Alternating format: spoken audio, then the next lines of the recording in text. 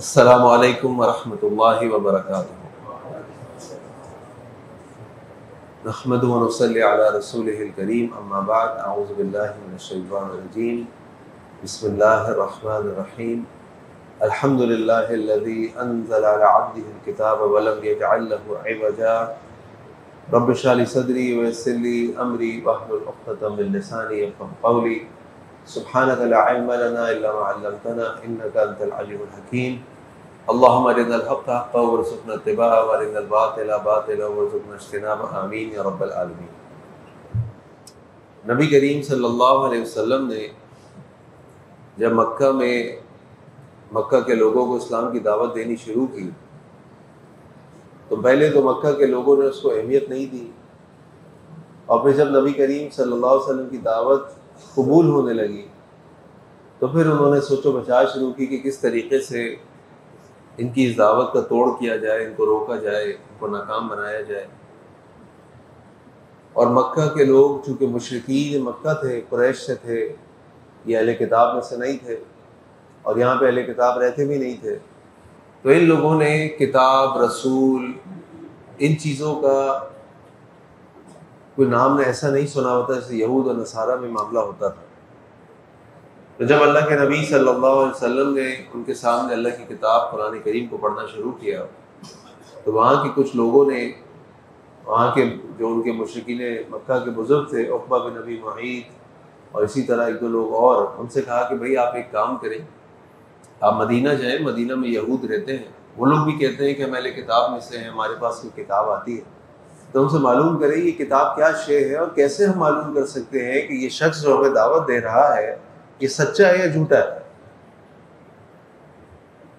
تو یہ عقبہ بن ابی معیط ایک آدھ لوگوں کو لے کر مدینہ چلے گئے، مدینہ گیا، وہاں پہ جا کے اس نے یہودیوں سے بات کی، ان کو بتایا کس طرح ہماری ایک شخص ہے جو ہم میں سے ہے اور وہ دعویٰ کرتا ہے کہ وہ اللہ کا رسول ہے، اس کے بعد جبریل آتے ہیں، اس کے بعد اللہ کی کتاب ہے، وہ کتاب پڑھ کے سناتا ہے، کیسے ہمیں پتہ چلے گا کہ یہ شخص جو بات کر رہا ہے، دعویٰ کر رہا ہے، صحیح کہہ رہا ہے، غلط کہہ رہا ہے، سچا ہے، جھوٹا ہے، کیسے پتہ چلے گا؟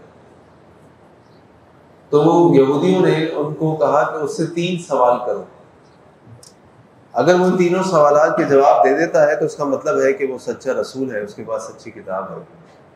اور وہ 3 سوال کیا تھے؟ پہلا سوال تھا کہ اصحاب الکہف کون ہے، دوسرا سوال تھا ذوالقرنین کا کیا قصہ ہے، اور تیسرا سوال تھا کہ روح کی کیا حقیقت ہے۔ تو جب یہ مشرکین مکہ واپس مکہ آئے اور آ کے اللہ کے نبی صلی اللہ علیہ وسلم نے تینوں سوالات رکھے ان کے سامنے کہ آپ ہمیں تینوں سوالات کے جواب دیں گے تو ہم پھر کوئی بات کہیں گے، ایسے تو ہم نہیں مانتے۔ تو اللہ کے نبی صلی اللہ علیہ وسلم کے پاس وحی آتی تھی، آپ نے کہا ٹھیک ہے میں کل تمہیں جواب دے دوں گا۔ اب جب وہ کل آئے تو اللہ کے نبی صلی اللہ علیہ وسلم کے پاس کوئی وحی نہیں آئی، کوئی جواب نہیں آیا۔ کئی دن وہ آتے رہے، مختلف روایات ہمیں ملتی ہیں 3 دن، یہاں تک کہ 15 دن کے بھی الفاظ ہمیں ملتے ہیں کہ 15 دن گزر گئے اور اللہ کے نبی صلی اللہ علیہ وسلم کے پاس اللہ تعالیٰ کی طرف سے کوئی وحی نہیں آئی جو ان تینوں سوالات کے جواب دے سکے، کیونکہ اللہ کے نبی صلی اللہ علیہ وسلم کو تو معلوم نہیں تھا، ان کے پاس تو اللہ کی وحی آتی تھی۔ آپ صلی اللہ علیہ وسلم بہت پریشان ہو گئے کہ کیا ماجرا ہے، میرے پاس تو وحی آتی ہے، وحی بھی نہیں آ رہی۔ اور پھر اللہ تعالیٰ نے 15 دن کے بعد وحی نازل فرمائی اور سورہ بنی اسرائیل اور سورہ کہف اتاری، جس میں سورہ کہف کے شروع میں اصحاب الکہف کا واقعہ اور آخر میں ذوالقرنین کا قصہ، اور سورہ بنی اسرائیل کے اندر روح کے معاملے میں اللہ تعالیٰ نے تفصیل کو اتارا۔ اور پھر اللہ تعالیٰ نے یہ بھی آیت اتاری کہ وَلَا تَقُولَنَّ لِشَيْءٍ إِنِّي فَاعِلٌ ذَلِكَ غَدًا إِلَّا أَن يَشَاءَ اللَّهُ، کہ تم یہ بات کیسے کہہ دیتے ہو، اور یہ بات ہرگز نہ کہو کسی بھی چیز کے بارے میں کہ یہ کام میں کل کر دوں گا، مگر یہ کہ انشاءاللہ اگر اللہ نے چاہا، کیونکہ اللہ کے نبی صلی اللہ علیہ وسلم نے جب ان سے کہا کہ ٹھیک ہے میں تمہیں جواب دیتا ہوں، تو آپ صلی اللہ علیہ وسلم نے انشاءاللہ نہیں کہا۔ تو علماء بیان فرماتے ہیں کہ یہ ایک وجہ ہے اس سورت کے نازل ہونے کی، اس کے علاوہ اور بھی فضیلتیں اس سورت کی جو میں آپ کے سامنے رکھتا ہوں۔ اس سورت کا آغاز اللہ تعالیٰ کی توحید الحمد سے ہے، اور اس سورت کا اختتام بھی اللہ تعالیٰ کی توحید قل انما انا بشر مثلکم یوحی الی انما الہکم الہ واحد پر ہے۔ اسی طریقے سے قرآن کریم کے اندر 5 صورتیں ایسی ہیں جن کا آغاز الحمد سے ہے. سورۃ الفاتحہ جس کا آغاز ہوتا ہے قرآن کریم کی تلاوت سے، ہم جس سے آغاز کرتے ہیں، پھر سورۃ الانعام، پھر سورہ غالباً سورۃ الکہف، پھر سورہ سبا، پھر سورۃ فاتر. یہ 5 صورتیں جن کا آغاز الحمد سے ہوتا ہے. تو یہ جو صورت ہے یہ توحید پر مبنی ہے. اس صورت کی فضیلت کے بارے میں اللہ کے نبی صلی اللہ علیہ وسلم نے فرمایا کہ جو من حفظ 10 آیات من اول سورۃ الکہف، جس نے سورۃ الکہف کی اول کی 10 آیات کو حفظ کر لیا، اس سے من فتنۃ الدجال، اس کو دجال کی فتنے سے بچا لیا جائے. اور صحیح مسلم کی ایک اور روایت میں الفاظ بھی ہیں کہ من آخری سورۃ الکہف، یعنی سورۃ الکہف کی آخر کی 10 آیات جس نے یاد کر لیں وہ فتنہ دجال سے بچا لیا جائے. فتنہ دجال کیا ہے؟ فتنہ دجال وہ فتنہ ہے جس سے ہر نبی نے اپنی امت کو ڈرایا ہے. انسانیت کا سب سے بڑا فتنہ. اور اللہ تعالیٰ نے اس سورت کے اندر جو 4 بڑے اہم واقعات بیان کیے ہیں وہ بھی 4 بڑے بڑے فتنے ہیں. تو میں عرض کر رہا تھا کہ اس سورت کے اندر جو سب سے پہلا واقعہ اللہ تعالیٰ نے ذکر فرمایا ہے وہ اصحاب الکہف کا واقعہ ہے، جس کے اوپر اس سورت کا نام بھی رکھا گیا. اور یہ واقعہ ان چند نوجوانوں کا ہے کہ جب انہوں نے اپنی قوم جس شرک میں مبتلا تھی اس کو چھوڑا، اس قوم سے باہر نکلے اور ایک غار میں جا کر پناہ لی کہ ہم صرف اللہ کی عبادت کریں گے، کسی کی عبادت نہیں کریں گے. اور یہ علماء نے کہا کہ یہ فتنہ ایمان ہے کہ وہ نوجوان اپنے ایمان کو بچانے کے لیے نکلے، سب کچھ چھوڑ دیا. وہ کوئی عام لوگ نہیں تھے، وہاں کے سرداروں کے بادشاہوں کے بیٹے تھے، بچے تھے، اور صرف اللہ کی وحدانیت اور توحید کی وجہ سے سب کچھ چھوڑ دیا. اور اللہ تعالیٰ نے ان کی حفاظت کی. اور ایک عجیب واقعہ اللہ تعالیٰ نے قرآن کریم میں ان کا ذکر فرمایا جو دنیا کی تاریخ بھی جانتی ہے اور یہود بھی جانتے ہیں. اسی طرح جو دوسرا واقعہ ہے وہ شخص کا 2 دوستوں کا ہے، جن میں سے ایک دوست کو اللہ تعالیٰ نے 2 بڑے ہی فصل دینے والے بڑے ہی شاندار قسم کے باغات دیے تھے.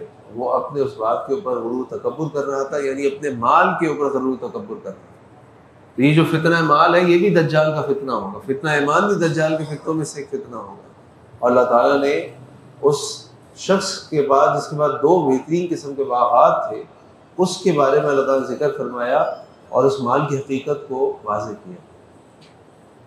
تیسرا موسیٰ اور خضر علیہ السلام کا واقعہ کہ جب موسیٰ علیہ السلام سے کسی نے سوال کیا کہ موسیٰ آپ سے اس دنیا میں کوئی شخص ایسا ہے جس کے پاس آپ سے زیادہ علم ہو؟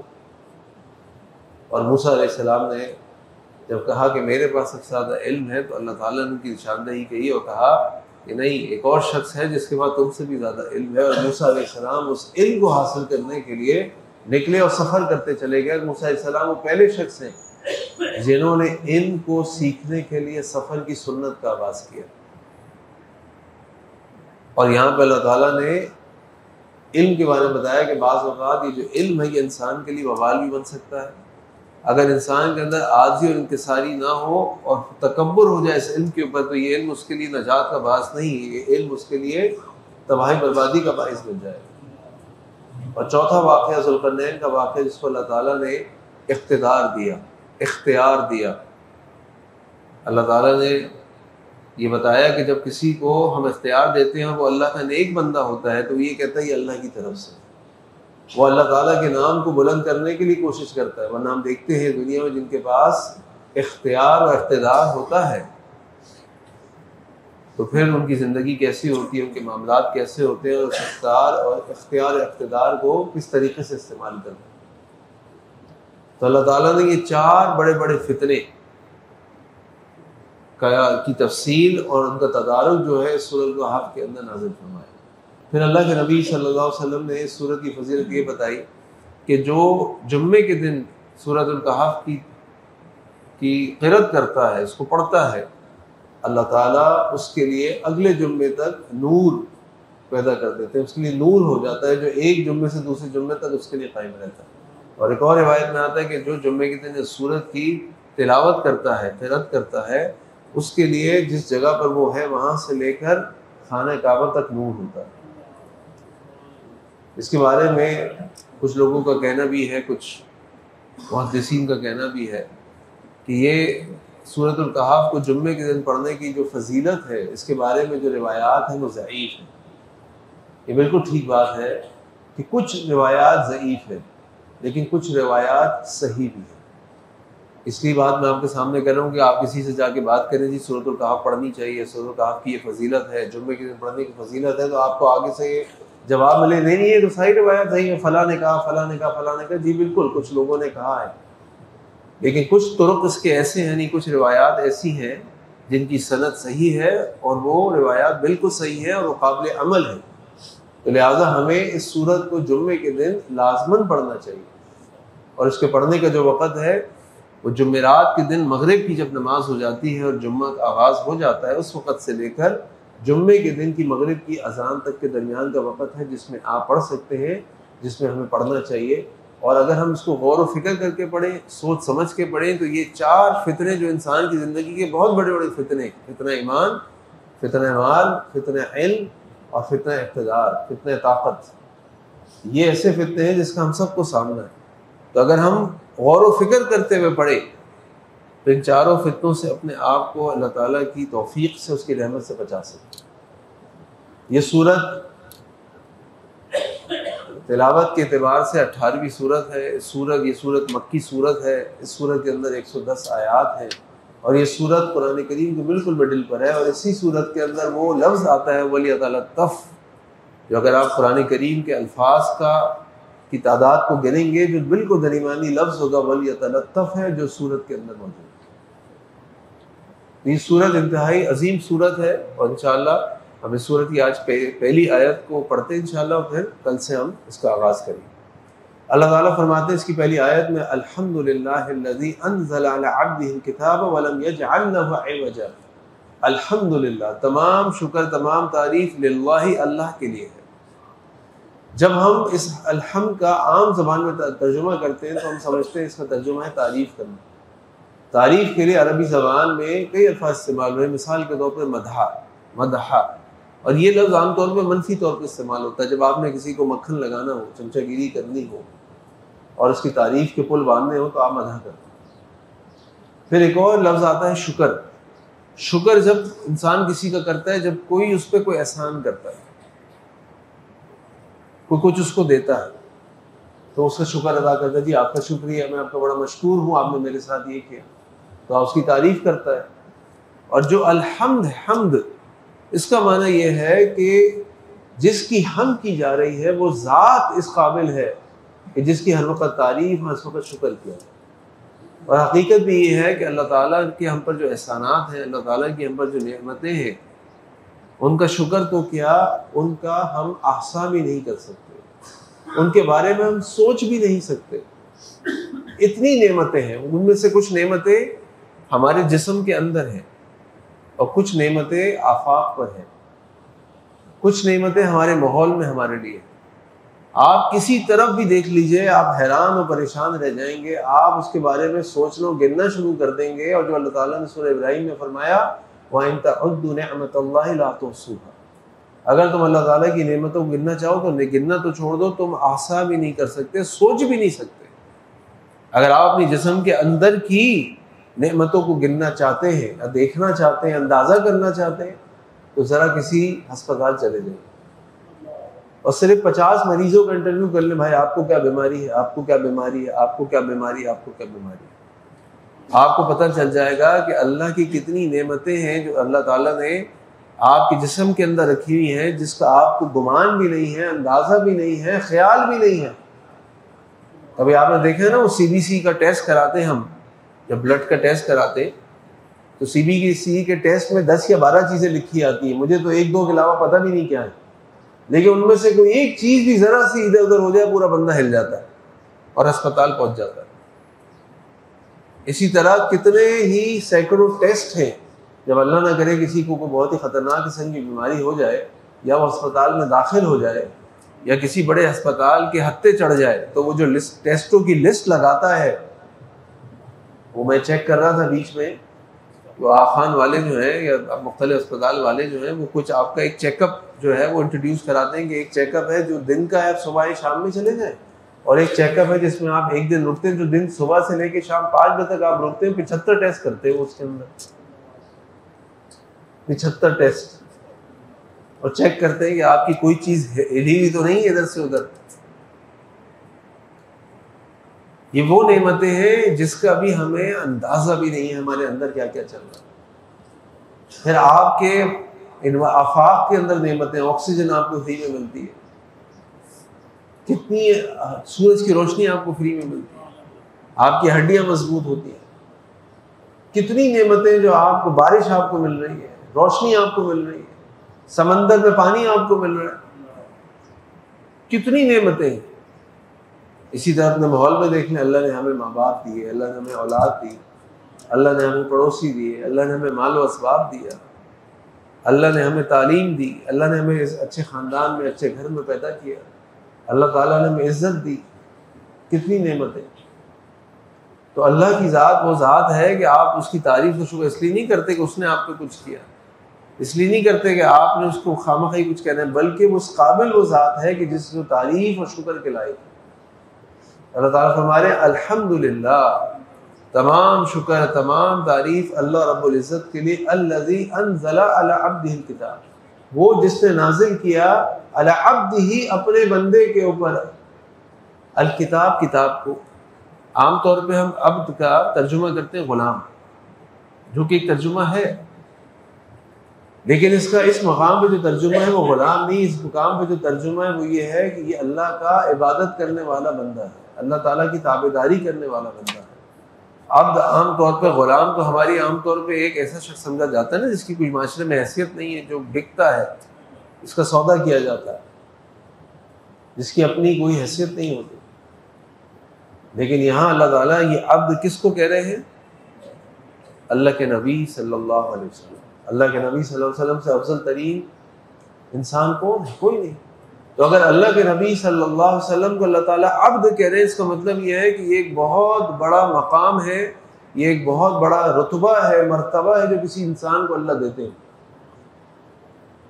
اور کہہ رہے ہیں اللہ تعالیٰ علی عبدہ، اپنے بندے پر، یعنی وہ بندہ جو اللہ کی عبادت کرتا ہے، اللہ کا شکر کرتا ہے، اللہ کی تعریف کرتا ہے، اللہ کے لیے اپنی زندگی کو لگاتا ہے، یعنی نبی کریم صلی اللہ علیہ وسلم. اللہ تعالیٰ فرما رہے ہیں تمام شکر، تمام تعریف اس اللہ کے لیے جس نے اپنے بندے نبی کریم صلی اللہ علیہ وسلم پر اس کتاب کو نازل کیا. یہ کتاب کیا ہے؟ یہ کتاب اللہ تعالیٰ کا ایک زندہ معجزہ ہے. اور انبیاء کے جو معجزے تھے وہ تو ختم ہو گئے. عیسیٰ علیہ السلام کا معجزہ جو تھا وہ یہ تھا کہ عیسیٰ علیہ السلام بیمار کو تندرست کر دیتے تھے. موسیٰ علیہ السلام کا معجزہ کیا تھا؟ عصا. اس زمانے میں جادو چلتا تھا، عیسیٰ علیہ السلام کے زمانے میں طب چلتی تھی. اللہ کے نبی صلی اللہ علیہ وسلم کا معجزہ کیا ہے؟ یہ کتاب، اللہ کا قرآن.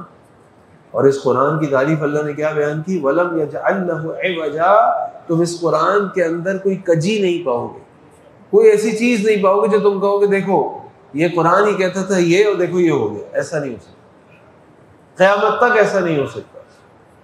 ہم اپنی تھیوریز بدل لیں گے، ہماری ریسرچ چینج ہوتی رہے گی، ہمارا دماغ بدلتا رہے گا، لیکن اللہ کے قرآن کے اندر جو اصول و ضوابط، جو حقائق، جو تفصیلات دے دی گئی، ان میں کوئی رد و بدل نہیں ہو سکتا، ان میں کوئی کمی نہیں ہے. اور کتنی ایسی چیزیں ہیں. ایک انسان کا جو پیدائش کا، اس کی ماں کے پیٹ کے اندر جو مراحل ہیں، جو اللہ تعالیٰ نے 1400 سال پہلے پیش کر دی اس قرآن کے اندر. اور یہ سائنس 1300 سال اس قرآن کے نازل ہونے کے بعد، 1350 سال کے بعد پہنچی کہ ہاں ایک انسان کی تخلیق ان مراحل کے ذریعے ہوتی ہے. اس سے پہلے کس کو پتا تھا؟ اللہ تعالیٰ قرآن میں فرماتے ہیں کہ جو بگ بینگ تھیوری ہے، ایک بگ بینگ تھیوری ہے ان دھاریوں کی، کہ ایک دنیا، کائنات کے اندر ایک بہت بڑا دھماکہ ہو، اس دھماکے کے نتیجے میں یہ دنیا، یہ کائنات، یہ ستارے، یہ سورج، یہ چاند، یہ آفاق، یہ کائنات سب بن گئی اور خود ہی چل رہی. اور اللہ تعالیٰ اس کا ذکر قرآن کریم کے اندر کرتا ہے. اس وقت کسی کو نہیں سمجھ آتا، آ بھی نہیں سکتا تھا. ہماری عقل تو بڑی محدود ہے، ہماری سوچ بھی بڑی محدود ہے. ہم اتنا ہی سوچ سکتے ہیں، اتنا ہی کہہ سکتے ہیں جتنا ہمیں نظر آ رہا ہے، اس کے آگے ہمیں کچھ نہیں پتا. لیکن اللہ تعالیٰ فرما رہے ہیں یہ وہ کتاب ہے جو میں نے اپنے بندے پر نازل کی، وَلَمْ يَجْعَلْ لَهُ عِوَجًا، جس کے اندر کوئی ٹیڑھ نہیں ہے، کوئی کجی نہیں ہے، کوئی تضاد نہیں. اگر نہیں سمجھ آتا تو ہماری عقل کی کمی ہے، باقی کچھ نہیں. اللہ تعالیٰ سے دعا ہے کہ اللہ تعالیٰ ہم اس قرآن کریم کو پڑھنے، سمجھنے، اس پر عمل کرنے کی توفیق عطا فرمائے۔ انشاءاللہ یہ سلسلہ جاری رہے گا، اور کل انشاءاللہ پھر عصر کے بعد کچھ آیات کو ہم تفصیل سے پڑھیں گے۔ اللہ سے دعا ہے کہ اللہ تعالیٰ ہم سب کو اپنے دین کا علم سیکھنے اور سمجھنے کی توفیق عطا فرمائے۔